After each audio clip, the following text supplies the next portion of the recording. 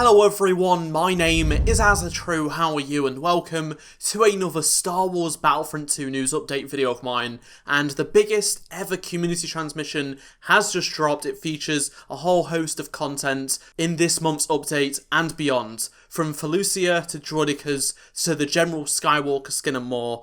Lots of things are coming to Battlefront 2 and I could not be any more excited. So let's just get straight into this. The community transmission is called Where Are Those Droidekas? Well, they're coming in the June update. Seriously, this is not a joke. They're actually coming. We have GIFs of them in action. So let's get started with some details on the new Capital Supremacy map, Naboo. It's coming to Capital Supremacy this month. So the details say that it's going to be set at dusk and there'll be embered skylines and there'll be lots of battle damage in the streets of Naboo. It's going to look different to the Galactic Assault map, so I'm really excited to see what those changes are. Moving on to the thing you all want to hear about, Droidekas. These are coming as a reinforcement this month, June 26. So let's talk about all of their abilities and weapons and stuff like that. And there's a GIF on screen right now showing what they look like in the rolling position. So their primary weapon is the twin blaster cannons. They're short-range heavy blasters that can deal significant damage to those unfortunate enough to find themselves caught in the crossfire. And the Droideka can maintain full control of the blasters regardless whether they are stationary or advancing towards their foe. Now let's move on to abilities. So the first ability is Wheel Form. Its cannons and legs will fold up into the chassis and it will be able to traverse the battlefront at breakneck speeds. The wheel form can be activated either by using the ability button or by pressing the sprint button, which also further increases its speed when in wheel form. Additionally, the Droideka can exit the ball mode either by pressing the ability button or activating the energy shield button or by holding down the fire button. Next up, ability 2. Overload. So this ability is something we've seen in other enforcers. The Droideka can overload its primary blasters and the cannons are instantly cooled for a period of time for the Droidekas and it can fire at an increased rate of fire. And its third and final ability is the energy shield, of course. This basically works as a secondary health pool for the Droideka and the shield will go into cooldown if it's destroyed or it's manually toggled off. As I mentioned, deploying the energy shield whilst in wheel form will automatically trigger the transformation into destroy mode before the shield activates, and vice versa, the shield automatically toggles off when going in wheel form. This next piece of content is something many people didn't think DICE would do, myself included, but they are doing it. It's the TX-130 tank.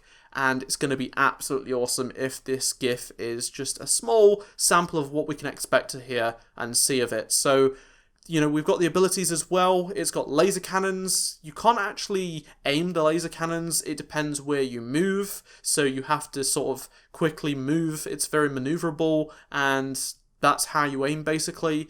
The first ability is Laser Barrage, and basically you can fire a short laser barrage where it's basically automatic fire, and it's just something we've seen in previous vehicles. And the next ability is Rockets, so you can fire them in alternate fashion from pods on each side. The rockets are dumbfired so they don't lock on, but if you're accurate enough, they're going to do a lot of damage. And when charged, by holding down the fire button, the TX-130 will unleash all of the rockets in quick momentum. The third ability is Charge Mode, so activating this ability will toggle the primary fire to Charge Mode.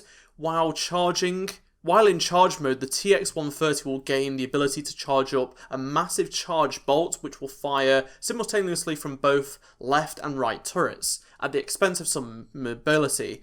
But the Charge Mode is the perfect ability when facing a slow-moving target such as a vehicle. The Charge Mode has a duration of 20 seconds but can be cancelled sooner if desired. Now let's move on to skins, because there are going to be 3 new skins coming in this month's update, including the General Skywalker skin. Yes, it's actually happening, it's going to look fantastic, and we've got some work in progress images of it.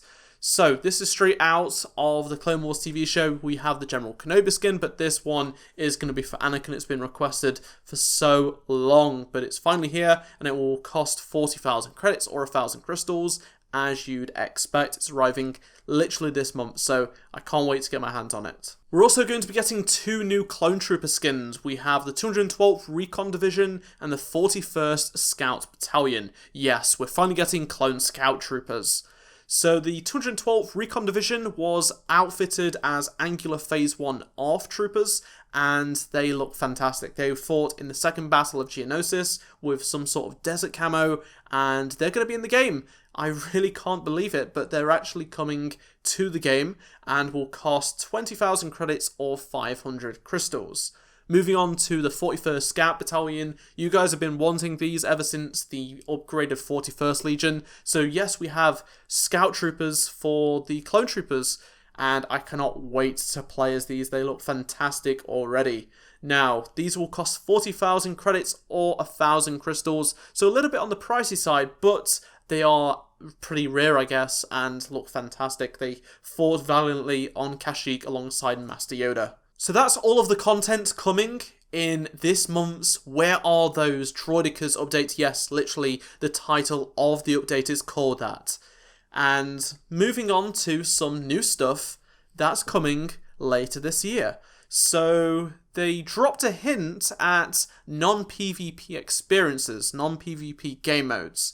We don't know anything else other than this is what they said. As we move through the summer, we will add new ways to play. They'll have more to share on this at a later date in the year. So does this mean more offline content? Does this mean like a co-op thing maybe? It's not PvP, so it could be PvE. Or is it arcade? We don't know, but this is really exciting. It shows they've not given up on this side of the game. We also have a planet announcement. Yes, Felucia is coming to Battlefront 2. It looks absolutely stunning in this concept art that was just released. You know, it's one of the more colourful and unique planets in Star Wars, and it had some pretty cool battles in the Clone Wars TV show, so to see this in Battlefront is going to be truly epic. Personally, I would have liked to have seen Coruscant. That's the next planet I really wanted to see, but Felucia could be really cool, and I know a lot of you guys really wanted Felucia, and we're getting the colourful jungle that is Felucia in later 2019, so we don't have a date for that, but fingers crossed it's not going to be like November or October. Anything before that, I think that's fine by me. I just would like something as soon as possible, because as much as I love Geonosis, I want a new planet. As for July, it says they're going to be doing weekly community quests themed around our favourite Clone Wars heroes and villains that will unlock new animated poses and voiceover lines for all of these characters. And as for one last thing before the end of the community transmission, it says we'll be back in August to talk about new ways to play, Felucia and more.